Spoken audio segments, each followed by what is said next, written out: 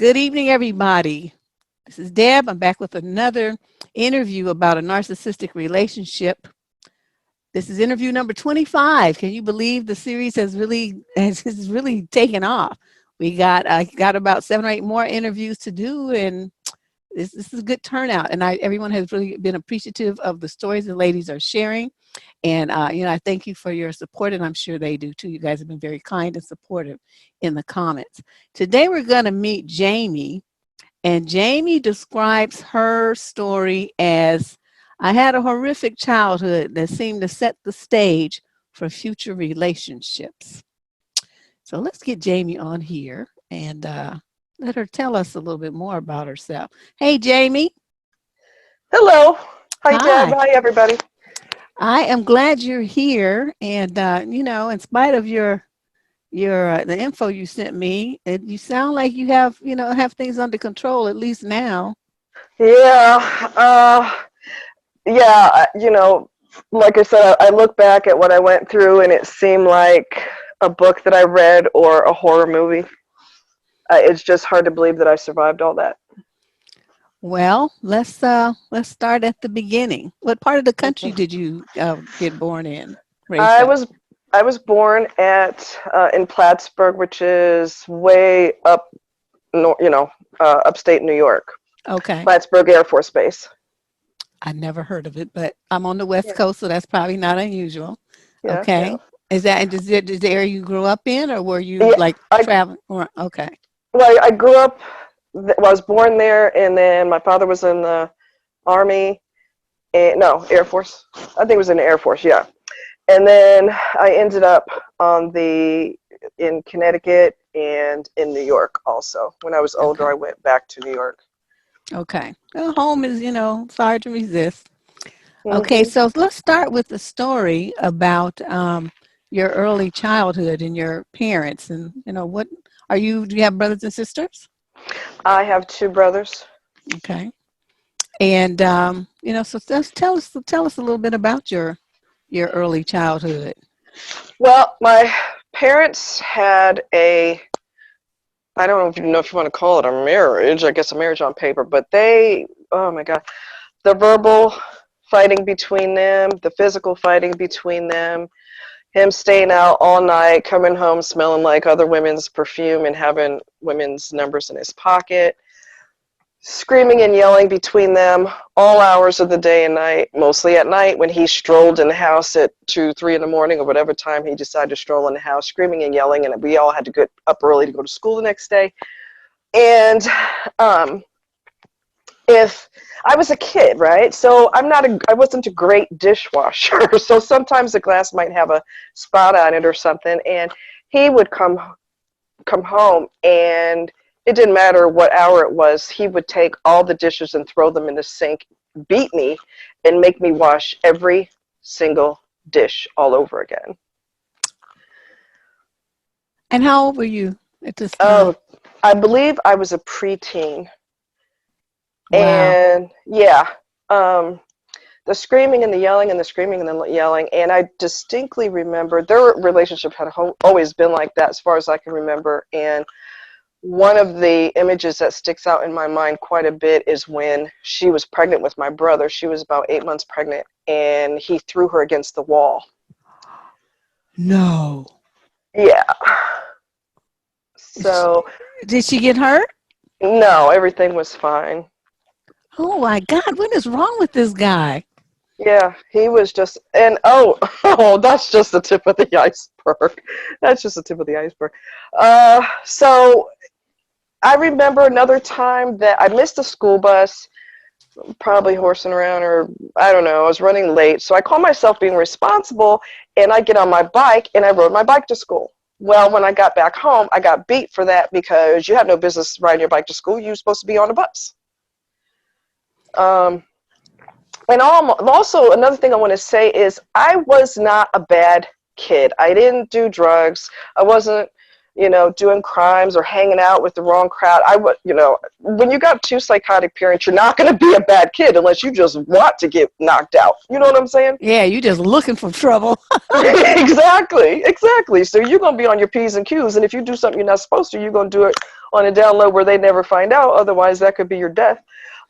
She used to also, oh my God, vicious, just absolutely vicious. I was terrified of bugs, and she had a garden, and she would fill this. We had kale.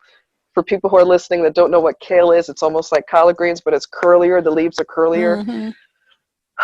And she'd fill the sink to the brim with those, and obviously it's spiders and every imaginable thing is in there, and I had to wash them with my bare hands, and it would take me forever because I was terrified.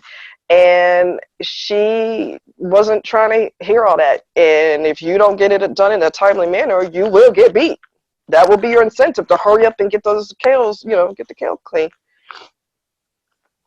Yeah, and then, those, I'm not really that squeamish, but some of the stuff that likes those leafy green vegetables are like, curly little Yes. squiggly things and Yes, stuff. and things are inside the tight curls. That's gross. Girl, I'm Yeah, we're on the same page. Yeah, that's just totally gross. And so, and I was forced to eat stuff I didn't like. To this day, I will not touch it. Absolutely will not touch it because I didn't like it as a kid. I don't like it now, and I had to get beat. You don't finish that food in a timely manner, I'm going to beat you behind. You got 20 minutes to finish that plate, or 10 minutes, or whatever the time frame was, or else you're going to get it. She loved beating, and when he would beat me, back in the day, his belt was super wide and solid leather. It's not this pleather stuff you see at Walmart. This is the real deal, okay? The buckle the size of Texas type of deal. And he would beat me with a full-grown man's strength for any reason. It don't have to be a logical reason. It just needs to be a reason. So I remember. So you're basically telling us that both of your parents were narcs. Oh God, yes. Okay, I just want to put that on record. Okay. Oh yeah, I didn't know it at the time, but as an adult, and you start doing research, you deal with more and more crazy people. You're like, you know what? I have got to research this. You get on the computer and you research, or back then we didn't have computers, but you're going to research at the library or something because you got to find out what the heck's going on. But there were things that happened that I was terrified to tell my therapist. I'm the only person who went to therapy. Nobody else feels they have any need to go because that's how crazy people are. I don't need to go to therapy. You need to go to therapy. So I eventually did, and I was terrified to tell my therapist things that had happened because I had kept it a secret for so long. And being a victim makes you ashamed and embarrassed. And I remember asking one therapist, I said, why do I feel embarrassed about this? I'm not the one that did it to myself. And she said, that's the whole point. They want you to feel small. They want you to feel embarrassed. They want you to feel bad. So there was one thing in particular I was terrified to tell my counselor, and I had all this, like, oh, you keep a secret. And we'll talk about the attempted rapes too, because that's something I have to, I have to remember to talk about. But okay. I was terrified to tell her, you have this idea in your head. When I tell her, she's gonna go and fall out of the chair, and that's not true. The therapist has heard everything. There's probably nothing you could tell this person that's gonna flip them out. They've heard all of that, And they are professionally trained to keep, to not show a reaction. They learn to do that. So yeah, your fears were unfounded. Exactly. So I finally told her, Tom used to, well, I'm gonna use his real name because I really don't care. That's his name. I remember him he would put me in the corner. Oh, he liked to beat me with just my underwear on. Tom is your dad? Yeah. He liked to, you got to get undressed to get a beating, okay? And here I am, a young woman, my body's developing, and he's inflicting violent pain on me. I didn't connect the dots with that until a few years ago, maybe, I don't know, within 5 years or something. I connected. That's like an S&M kind of thing. Mm-hmm. You're inflicting pain on someone while they're not fully dressed. And I never made that connection. And when I did, oh my God. But there was another point where he put me in the corner and he put a roll of toilet paper in my mouth and he held it in place with duct tape. And he would hold it in my mouth for so long, and I'm getting emotional right now. He'd hold it in my mouth for so long with the tape that you can't swallow because you've got this thing shoved in your mouth. Right. And I would start drooling and drooling and drooling. And that was the thing that I didn't want to tell my counselor at the time. And I just finally told her, and oh my God, it's like it builds up inside you and builds and builds and builds, and you think that she's going to flip out, but I can't hold it in no more. And you finally tell her, and she's like, okay, all right. Well, how did you feel, though? How did you feel? I don't know what I felt, because it seems like you're on autopilot. Everything you do is going to be wrong. Everything you say, the way you walk and talk, everything's going to be wrong. So you're always tiptoeing on eggshells. And I don't know if you're not allowed to show emotion either, except for depression, sadness, devastation. Those are the emotions you're allowed. You're not even allowed to be happy, because believe me, there's going to be a stop to that pretty soon. Oh, yeah. We're not going to have that. What you smiling at? What you laughing about? Yeah, exactly. Just wow. So yeah, I told my counselor. So how old were you when he was doing this, Jamie? When I was being beaten brutally, I was because I had told my uncle about it, and he said he sounded horrified. He goes, "How old were you?" I said I was a teenager, so my body's developing, while he's inflicting this agony on my body and having you down to your underwear. Yes. And the horror of me saying it, and I suppressed it even after I told my counselor from a long time ago. I suppressed it, and so I told another counselor within the 5 years, and I didn't want to tell her. It is the shame. They're so successful at making you feel small and making you feel just awful about yourself. And I told her at the end of that particular session, and I felt like all the blood rushed to my face. My face felt like it was beet red. Aww. And I couldn't look at her, and I was fighting tears, because part of my brain goes, you don't need to go in the lobby with tears all over your face. You need to pull it together. But at the same time, I needed to tell her. So I told her, and she actually, the very first time that I had connected the S&M thing, like, you know what I mean? Mm-hmm. And she's to a support group. Can you still hear me? Yeah. There I am. Okay. She sent me to a support group for women who have been sexually abused, and that was also a wake-up call. I'm like, oh, okay, well, yeah, there is elements of that inappropriate, undertones of S&M type of thing. Now, before you go into that, let me ask you one quick question. When these things were happening, where was your mother? She was there, and I think she was relieved when he was abusing me, because he wasn't abusing her at that moment. Second Almost like question. at least he's okay. Did he ever treat your two brothers in this way, or was it just you? No, ma'am. No, ma'am. They were put on a pedestal. And they did get whoopings once in a blue moon, but, like she'll say, who broke my vase? I didn't do it. I didn't do it. I didn't do it. Well, I'll tell you what, if I don't find out within the next few minutes, everybody's getting beat. And I'm looking at them like, somebody better open their mouth, because I'm not trying to get a beat down for you. Yeah. You know what I'm saying?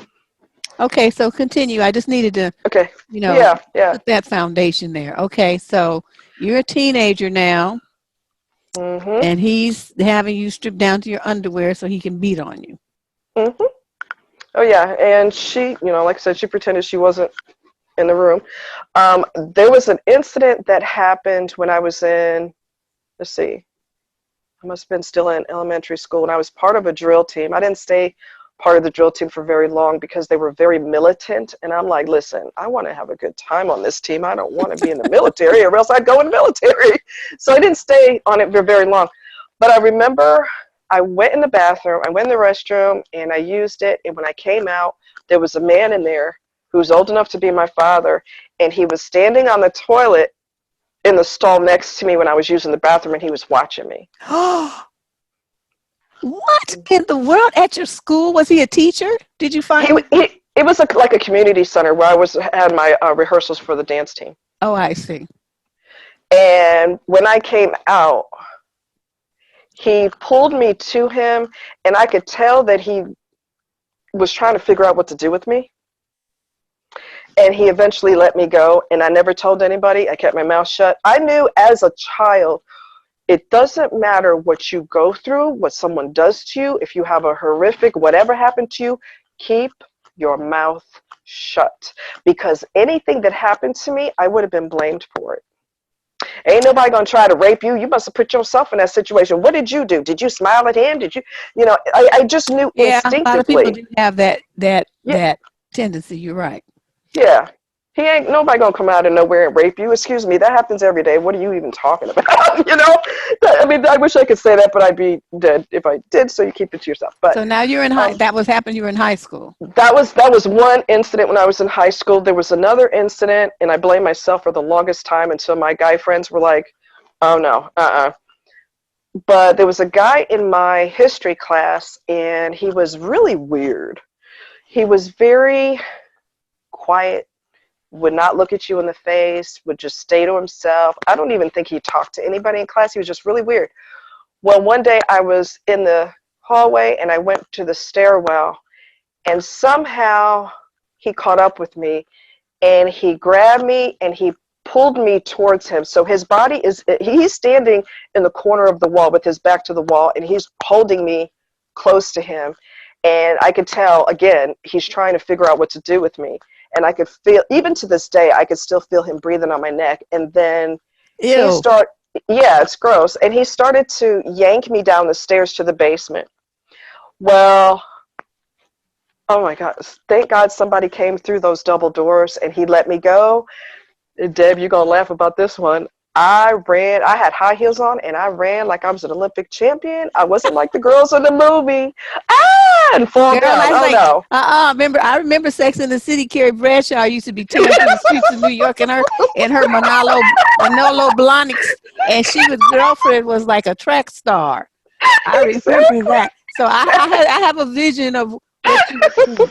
Okay. I'm glad for you. I'm glad you got away.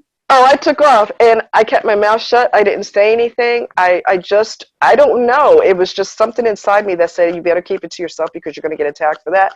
And then another time, there was a guy that was on this is going to sound really weird. I mean, they need to do a movie about my life or something because it's so out there that it just seems like it didn't happen. But believe me, I was there. It happened. But so he was on the football team, and my girlfriend Adrian was there, and I'm at my locker. In high school, I'm at my locker, and he comes up to me, and he starts talking to me. Well, Adrian's like, okay, well, I'll talk to you tomorrow. And I'm giving her death stare, like, don't leave me alone with him. I don't know what his intentions are. Why are you leaving me alone with him? So he says to me, and this is going to sound so bizarre, but I'll never forget. It was so weird. He and I have never even had a conversation, never had hello, goodbye, get lost, get hit by a bus. I mean, none of that, right? And he said, I want you to kiss me. And I said, what? I want you to kiss me. And I said, I got to go. My mom's waiting on me. And he pushed me against the locker, and he forcefully kissed me. And then he let me go. And I just grabbed my books out of the locker and took off. Oh, my God. I don't know. And here's the even weirder part. Well, that was pretty weird. He never spoke to me again after that. It's like he always wanted to do that, and that's all he needed to do. And I never said nothing to him after that. He never said nothing to me after that. Weird. So yeah, these guys tried. Little perverted weirdo freak. Exactly. So I just knew to keep whatever happened to myself. And I was almost killed in a car accident a long time ago. It was my fault. I lost control of the car. On fresh snow, which is like melted butter, and I spun around. I did one full spin, did a second spin. On the first spin, I felt like I was falling off of the bridge that we were on, me and my best friend, and I waited to hit water.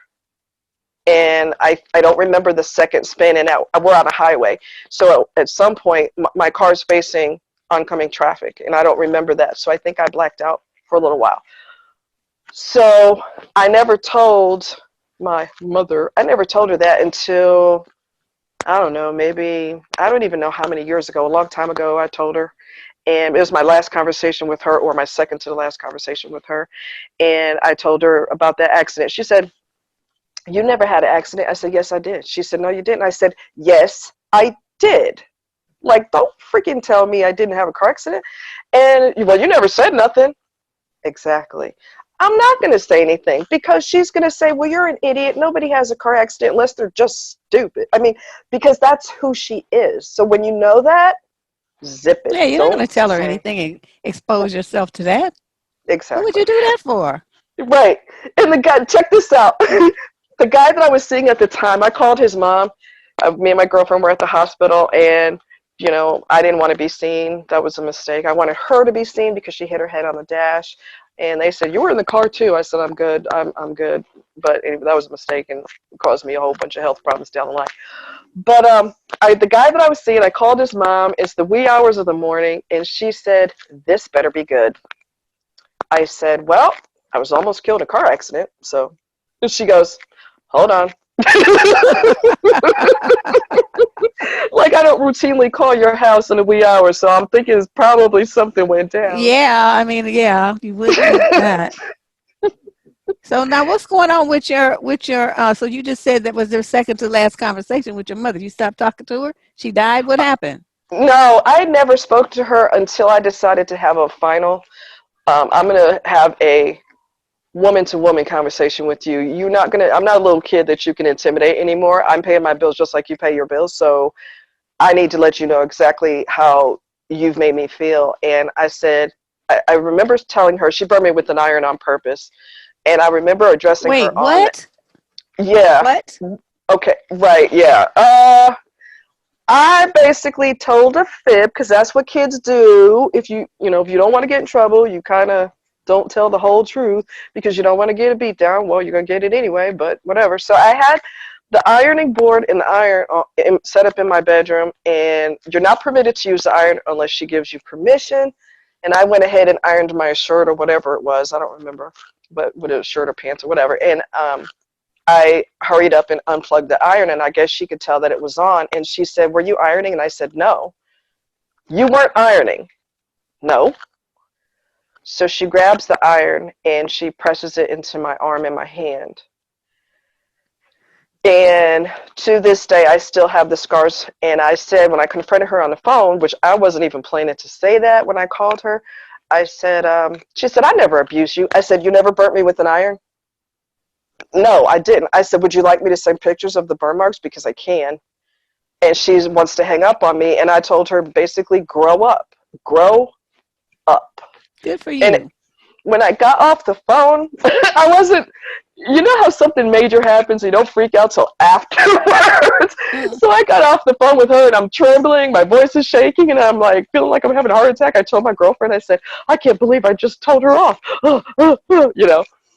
But Well, yeah, yeah, yes, you reverted back to that little kid for a minute. I mean, you were that little kid emotionally for a minute, even though, you're a grown yeah, person. So yeah. that's to be expected, but you did it though. Good for you. Oh, let's talk about the stabbing. Do you want to go into that one? Because we could go there if you Oh, want to. wait. You mean there's more? Oh, yeah. Uh, She never, when my parents finally got a divorce, which let's just be honest, they never should have got married, and they dang sure never should have had kids. Come on. It was a dark day when the two of them met. But um, she never disciplined my middle brother. I'm the oldest. She never disciplined him. She let him do whatever he wanted to do when they got a divorce. She told him, "You're the man of the house." How is he the man of the house? He don't even have peach fuzz on his face yet. But that's what she told him. Well, that's going to feed his ego and make him think that he's King Kong. So You're gonna she be let man him in the get a house. You ain't making no money. You don't thank have you. nary a job, You're not paying no bills up in no here. bills, and just want to You run around know, talking about I'm a man. Boy, sit yourself down. exactly. So we had two incidents in particular. One Brother's where, involved. say what? Is this brother is involved? Yeah, the middle brother, yeah. Me and him got into a fight in the kitchen. and I decided to be the mom, and I was popped him with the belt because she wasn't going to do it. And so, was that a best decision on my part? No, but he sure needed it. Oh my God, did he need it? But I popped him with the belt, and he stabbed me. I popped him with the belt again. He stabbed me again. I didn't realize that I was stabbed. He took one of those, you know, those long forks that have the two tines that you use for Oh, corn. like for barbecuing, those Yes. barbecue fork. Uh-huh. Yeah, he stabbed me with that. And the second time he did it, it got stuck in my arm. And I saw it sticking out of my arm, and that's when my brain was going, and I kind of slumped against the wall and slid to the floor. I remember her hand reaching forward and pulling it out of my arm, and then she told me very coldly, go in the bathroom and clean yourself up. And your brother lived through that? No whooping, no snatching him up, absolutely nothing. And when all of this was going down, she was in the living room pretending she had no idea what was going on in the kitchen. And so then my little brother, who idolized him, looks at him, and I'm bleeding all over the place, and he's looking at him and goes, "Are you okay?" And I'm like, what is he even talking about? So So, your whole family is narky. oh yeah, she just, another time what did he do? We were having a fight in the kitchen. She wasn't home, and he hit me with he attacked me with a knife, and I put my hand up to block it, and he basically cut through the middle of my middle finger on my left hand, cut it to the bone. And you know, she just didn't. She never disciplined him. The only time she claimed she was going to do something to him is when he was, I'll say it PG, okay? He was entertaining a female friend down in the basement. She picked up the phone to talk to him. He said what he had to say, and then he thought he hung up the phone, and he didn't, so she heard all of that. Oh. So I'm thinking, well, he's going to get killed. No, he's not. She came home and screamed and yelled at him and screamed and yelled, and that was the extent of it. I don't know if she was intimidated by him. I don't know if she was afraid of him. I don't really know, but he could do pretty much anything, and it was okay. Now, where is he today?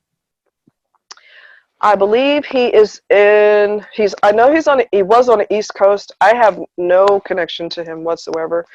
The time that I meant like, is he in prison or a grave Oh, robber? no, neither one, but should have been.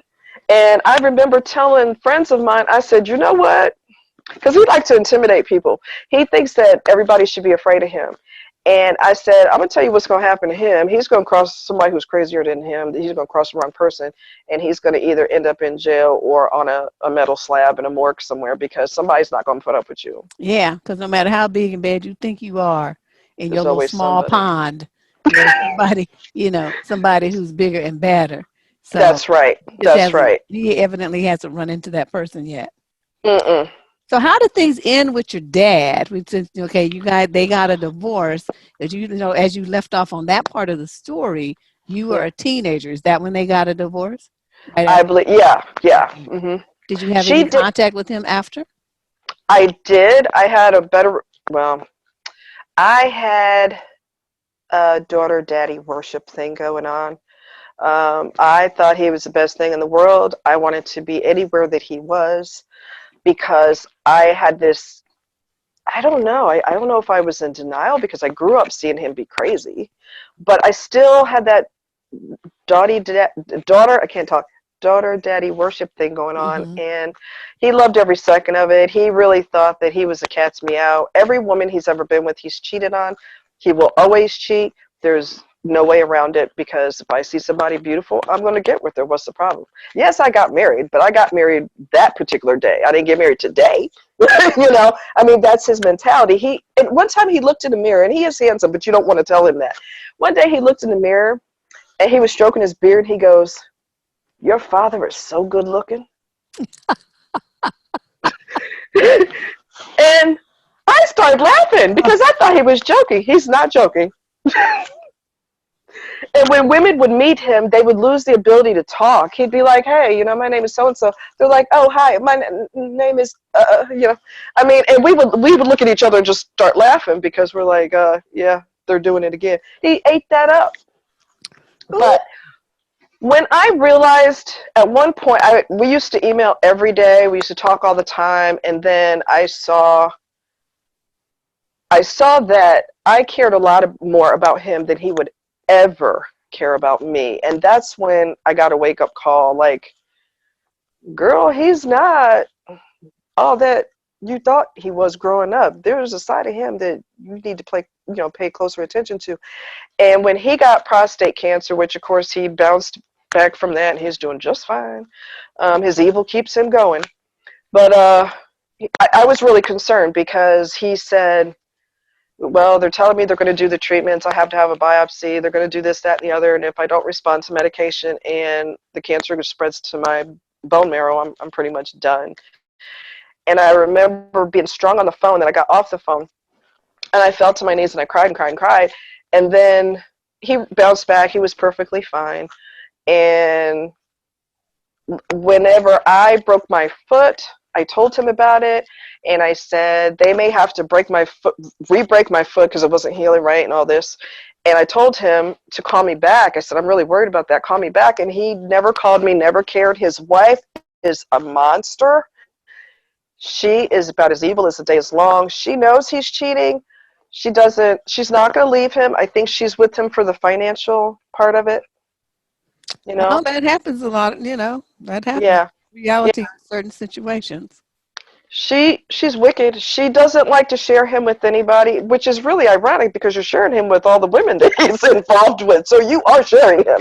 But yeah, she but didn't that don't mean she likes it. But so let's talk about how all of this comes together and impacts your relationships. Oh my God.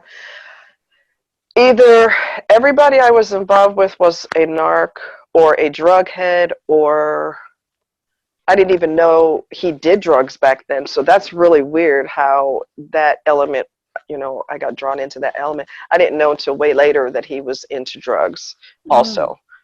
But I ended up with people like that, or I ended up with people who were emotionally unavailable. And I said, they're like, well, I don't want to be in a relationship. Well, we're seeing each other all the time. We're dating all the time. We are in a relationship. What do you mean you don't want to be in a relationship? So, well, I've been hurt. That was the standard. Whatever. We've all been hurt. I mean, to some extent or another. I mean, come on, dude. So that's telling me you don't want to be bothered because I don't want to continue to hold up my life with somebody who considers me a hobby on the side. Right. So every relationship's been the same. And one guy that I was involved with in New York, well, he developed a drug habit, and I told him, you're going to rehab. I was in my 20s at the time. I said, you're going to rehab. He said, no, I'm not. I said, oh, yes, you most certainly are, because I contacted the therapist, and believe me, you're going. Which, in reality, as looking at my more mature self now, that's a sign to let it go because he don't want to get better. That's why he's getting deeper and deeper into the hole. Exactly. And then that means you're getting dangerously deeper and deeper in towards codependency. Yes. And I told him, which is laughable when I think about it, don't be going in rehab making friends because all of y'all are in the same boat. Okay? Don't be going in there exchanging names and phone numbers. Well, he came out with names and phone numbers, of course. And back in my 20s, in my early 20s, I had a serious rage problem, and I would lose it at the drop of a hat. And I didn't know that it was related to my abuse until I had started going to therapy. But I was still, really rageful. And he pushed me one day, and that was not the day to put your hands on me. And I chased him with a butcher knife and told him, and I will cut your throat in here. Oh, and he slammed the bedroom door and didn't come out, which was a good idea. Well, that, as my grandmother used to say, that'll learn him. Exactly. But one time, his mom knew he was involved with the drug scene, and she told me, which is his mom defending me, she said, you need to get away from him before he kills you. And one Mm. day we got into a physical confrontation, and it got nasty. And one of our mutual friends was coming over, and I knew he was in one of his moods. And I said, you need to tell her not to come over. And he said, you don't tell me who can come over to my house. Well, okay. And I didn't say nothing. Well, he pushed me, and I grabbed him. I don't even know what I was thinking. I grabbed him by both of the front collar on his shirt, and I said, don't you ever put your hands on me again.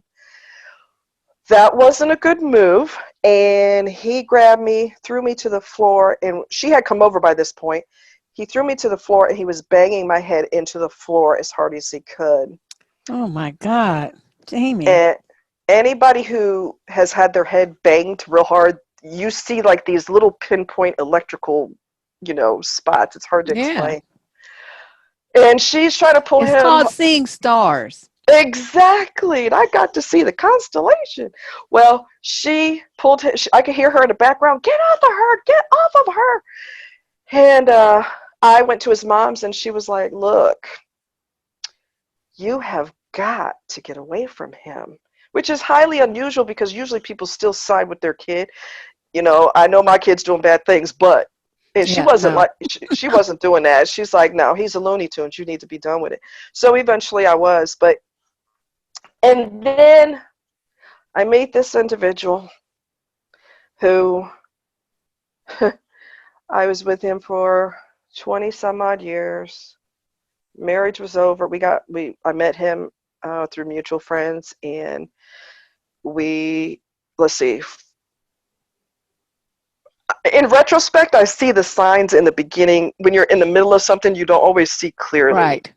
And when you're out, you get like a third person looking in. You're like, oh, red flag, red Well, flag. that's how we usually end the interviews, because with every experience that you had, and plus you've healed yourself with therapy, and good job, by the way. Good Thank you, job. thank you. Good. There's a lot of strength that you didn't even know you had, to Yeah, survive thank you. that. I will say that one of my mother's friends, who they're no longer friends because she's isolated everybody and she's wackadoo and everybody got tired of it. But one of her best friends told me, when I told her my story, and I hadn't talked to her since I was a kid, she was dead silent on the phone. Her and my mother had gone to nursing school together, and I told her my story, and she was dead silent. And I said, what? She said, I'm just shocked that you're not a promiscuous and babies all over the place and deep in the drug scene yourself. Right. You know, sh Alcoholic, wandered around the streets, homeless, in yeah, cart, pushing a cart, something. yeah, exactly. So Those one of, kind of things have broken a lot of people. oh yeah, oh yeah. And I think when you're a kid, one of the things that saved me was from the full reality of what I was going through is you still idolize your parents as a little kid. And you know what I mean? And you're still trying to please them. You know that mom's in a bad mood, but I would tell my brothers, be quiet. She has to work tonight. Let her sleep. You're not my mother. I'm your mother right now because I'm telling you right now, if she starts, I'm going to get you, Yeah. Let her sleep. Be quiet. I don't want to hear her mouth. I became a mom as a kid because I took care of my two brothers, and, they would always do that. You're not my mother. I don't care if I'm your mother or not. I'm not dealing with her craziness because you didn't do what you were supposed to do.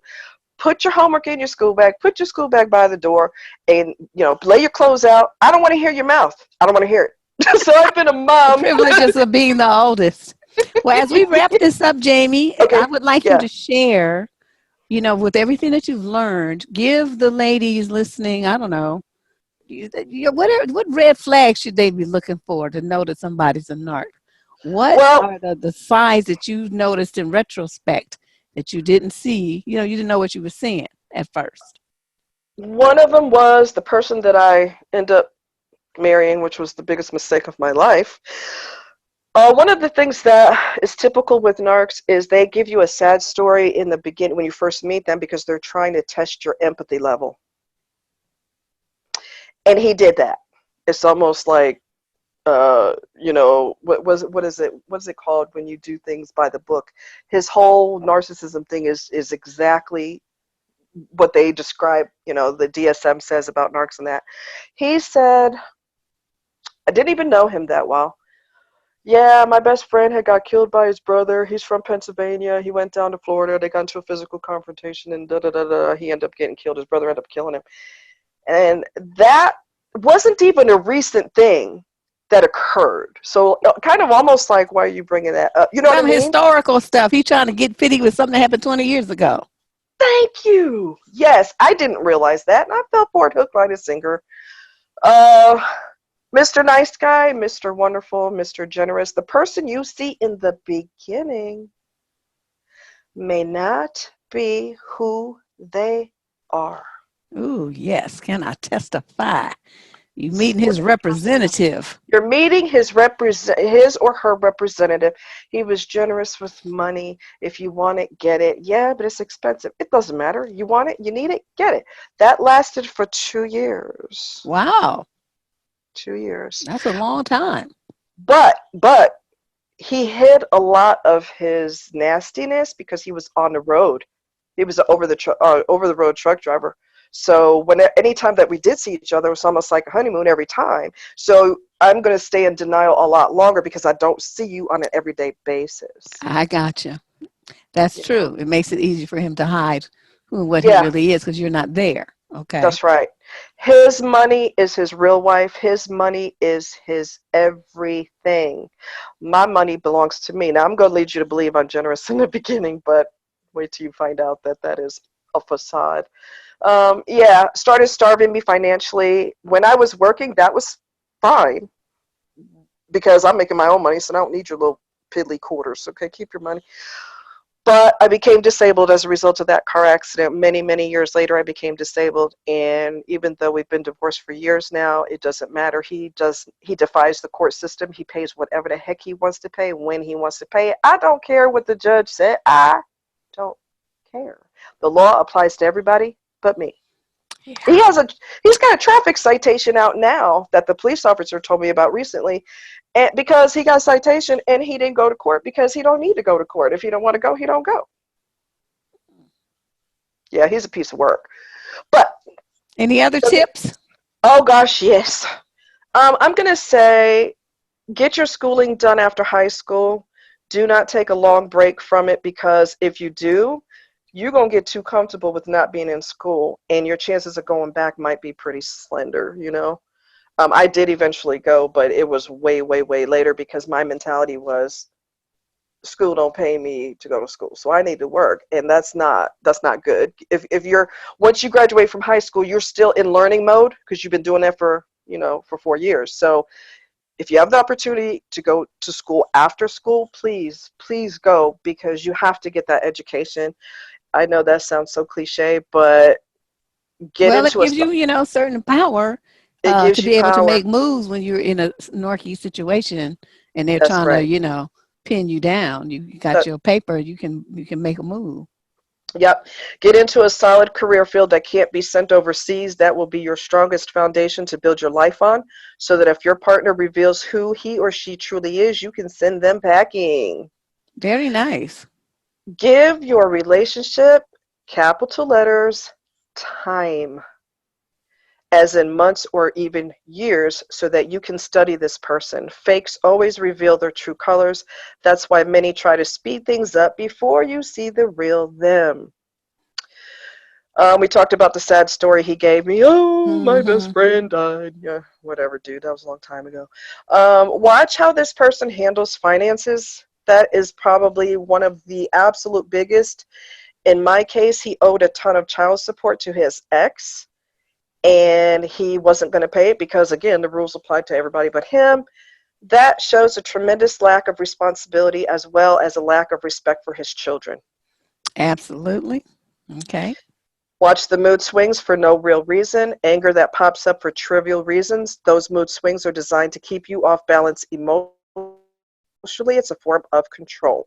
Absolutely. Right?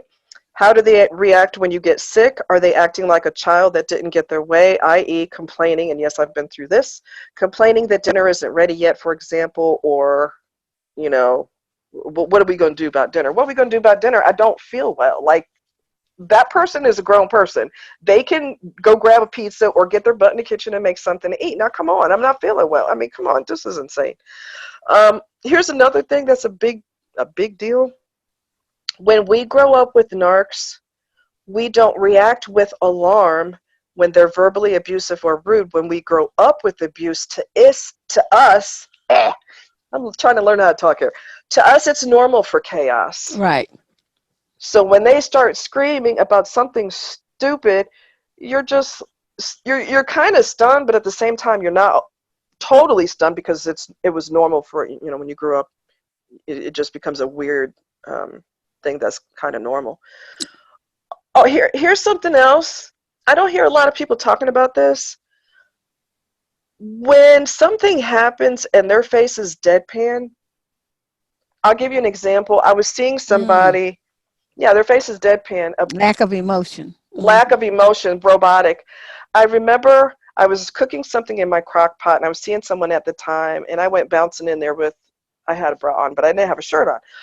Well, the lid on my crock pot was broken, so I had to use a spatula to open the lid. And when I did, I was cooking spaghetti sauce in there, and it scooped the wrong way, and that scalding hot sauce ended up on me. And I'm screaming, and I ran to the sink to get cold water to put on me, and I was seeing another narc, and he just stood there. There was no emotion on his face. There was no concern, no change of voice, no nothing. This is almost like a daily occurrence to him. That's how he was behaving. Ooh, girl. I never noticed at the time because I'm stinging from this terrible burn. So I don't really have time to notice that you're a robot. But yeah, that's something that, you know, the deadpan, that's... This I got from you, Deb. Yep. Don't tell them too much of your business. Absolutely. For example, you might be estranged from your family and or have an abusive background. They feel it's a green light to be abusive too because you're, quotation marks, used to it. So when I act a fool, you should be all right with that because you grew up with it, right? Yeah, and even if they don't... You let other people do that to you, so why not me? Why they get to do it and you didn't say nothing to them? Exactly. And one more thing too. Well, two more things if you don't mind. This is a biggie. If your relationship or marriage is on the rocks because that individual is a narc, so they have zero concern to fix it, it's time to cut them loose.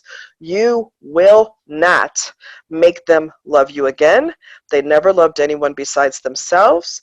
Everything they showed in the beginning is a facade and an optical illusion. And one more tip, do not have another baby to fix the relationship. That never works and usually escalates the inevitable breakup.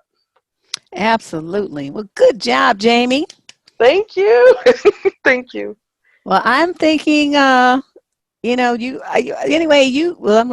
thinking my mind is going ahead of my mouth. I think that you did a really good job with your interview today. Thank you. Absolutely. You have impeccable interview technique. I mean, I'm pretty impressed with the questions you ask. And when I'm watching your videos, I'm sitting there nodding at the screen and I'm pointing at the screen going, yep, mm-hmm. You a nut. Well, I have we got a show premiering actually right now on the channel, another interview. So I'm going to run over there and see what's going on with that. But I do want to thank you a lot, and you're very brave. And girl, you got like a iron, something in you is just tough. I can't even imagine because I know people have been broken totally from going through even half of what you did. And you can still laugh. You are just an amazing, amazing woman. Thank you so much. I'm sending you a hug. Thank you. Oh, you're so sweet. All right, I'll send you one right back. I'll see Thank you. On the channel, okay? Okay, thanks so much, Deb. Okay, bye-bye. All right, bye-bye.